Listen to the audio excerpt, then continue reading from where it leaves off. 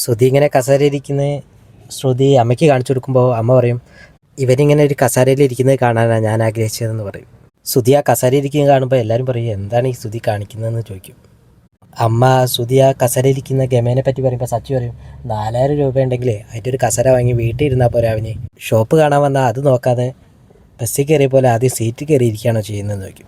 സച്ചി ഇവിടെ വാടാന്ന് പറയുമ്പോൾ ശ്രുതിക്ക് അത് തീരെ ഇഷ്ടമല്ല. ശ്രുതി പറയും, വീട്ടിൽ നിന്ന് വിളിക്കും പോലെ ഇവിടുന്ന് വിളിക്കൊന്നും ചെയ്യരുതെന്ന് പറയും. അപ്പോൾ രേവതി പറയും, സച്ചിയേട്ടാ എന്ത് തെറ്റാ ചെയ്ത്, സാധാ വിളിക്കും പോലെ അല്ലേ വിളിച്ചുള്ളൂ എന്ന് പറയും.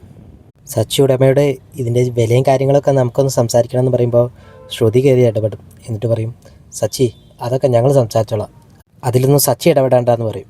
സച്ചിക്കും അച്ഛനും രേവതിക്കൊക്കെ നല്ല വിഷമാവും. ഭക്ഷണം കഴിക്കാതിരിക്കുമ്പോൾ അമ്മ ചോദിക്കും, ശ്രുതിയും ഒന്ന് വിളിച്ചില്ലേന്ന് ചോദിക്കും.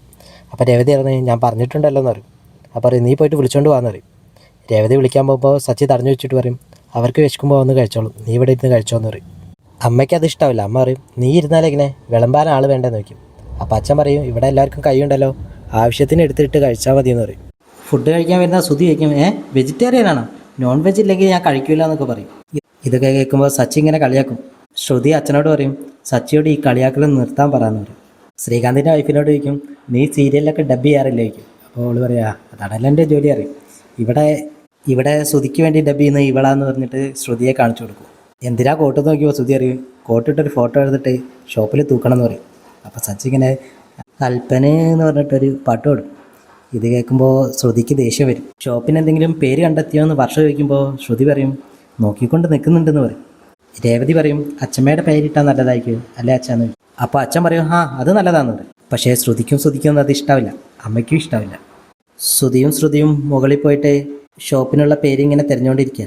അതിൻ്റെ ഇടയ്ക്ക് ശ്രുതി പറയും, നമുക്ക് ഈ ഷോപ്പിന് നിൻ്റെ അച്ഛൻ്റെ പേരിട്ടാലോ എന്ന് ചോദിക്കും. അപ്പോൾ ശ്രുതി പറയും, എൻ്റെ അച്ഛനല്ലല്ലോ ഇതിന് പൈസ തന്നത്, എൻ്റെ അച്ഛൻ തന്നിരുന്നെങ്കിൽ നമുക്ക് അങ്ങനെ പേരിട്ടാൽ മതിയായിരുന്നു എന്ന് പറയും. അപ്പോൾ ശ്രുതി പറയും, അങ്ങനെ നോക്കുകയാണെങ്കിൽ ഇതിൻ്റെ പേര് നീലിമാത ഇടണമെന്ന് പറയും. ഇതിക്കുമ്പോൾ ശ്രുതി ചൂടാവോ, നിങ്ങളിപ്പോഴും പഴയ കാമുകീനെ ആലോചിച്ച് നിൽക്കുകയാണല്ലേ എന്നൊക്കെ ചോദിക്കും. ശ്രുതി അറിയും, അയ്യോ അവളാണല്ലോ നമുക്ക് കാശ് വന്നത്, ഞാൻ തമാശയ്ക്ക് പറഞ്ഞതാണെന്ന് പറയും. ശ്രുതിയെ പിടിച്ച് ശ്രുതി തള്ളുമ്പോൾ വീഴുമ്പോൾ ശ്രുതി അയ്യോ അമ്മയെന്ന് വിളിക്കും. അപ്പോൾ ശ്രുതി പറയും, അത് ഇട്ടല്ലോ, അമ്മയുടെ പേരിട്ടല്ലോ നമുക്ക് ഷോപ്പിന് വയ്ക്കും. ശ്രുതി പറയും, അമ്മയുടെ പേര് ഇടണ്ടെന്നാണ് തോന്നുന്നത്, ബ്യൂട്ടി പാർലറിന് അമ്മയുടെ പേരല്ലേ ഇട്ടതെന്ന് ചോദിക്കും. സച്ചി അവരുടെ പൂക്കടയ്ക്ക് അമ്മയുടെ പേരല്ലേ ഇട്ടത്, എന്നിട്ടത് കോർപ്പറേഷൻ കൊണ്ടുപോയില്ലെന്ന് ചോദിക്കും.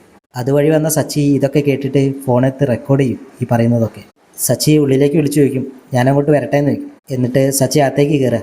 എന്നിട്ട് പറയും, നിൻ്റെ ഷോപ്പിലിടാൻ പറ്റിയ നല്ലൊരു പേര് ഞാൻ പറഞ്ഞുതരാം, ചന്ദ്രമതി എന്ന് പറയും. ശ്രുതി പറയും, എൻ്റെ ഷോപ്പിന് എന്ത് പേരിടണമെന്ന് ഞാൻ തീരുമാനിക്കുന്നു പറയും.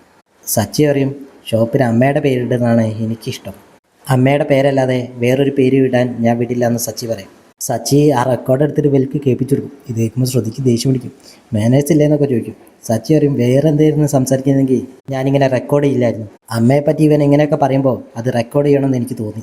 നീ എന്തൊക്കെ തെറ്റ് ചെയ്തപ്പോൾ നിന്നെ ഇവിടെ സപ്പോർട്ട് ചെയ്ത അമ്മ മാത്രമാണ്. നീ അച്ഛൻ്റെ കാശെടുത്ത് ഓടിപ്പോയപ്പോൾ നിന്നെ ഇവിടെ അടിച്ചിറക്കണമെന്നാണ് ഞാൻ വിചാരിച്ചത്, അപ്പോഴും അമ്മ നിനക്ക് വേണ്ടിയാണ് സംസാരിച്ചത്. അവർ കാരണമാടാ നീ വീട്ടിൽ നിൽക്കുന്നത് തന്നെ, അല്ലായിരുന്നെങ്കിൽ നീ ഏതെങ്കിലും ക്ഷേത്രത്തിൻ്റെ അടുത്തിരുന്നിട്ട് പിച്ച എടുക്കുന്നുണ്ടാവുമായിരുന്നു. ഇതൊക്കെ കേട്ട് ശ്രുതിയും ഒന്നും മിണ്ടാതെ ഇങ്ങനെ നിൽക്കുകയാണ്.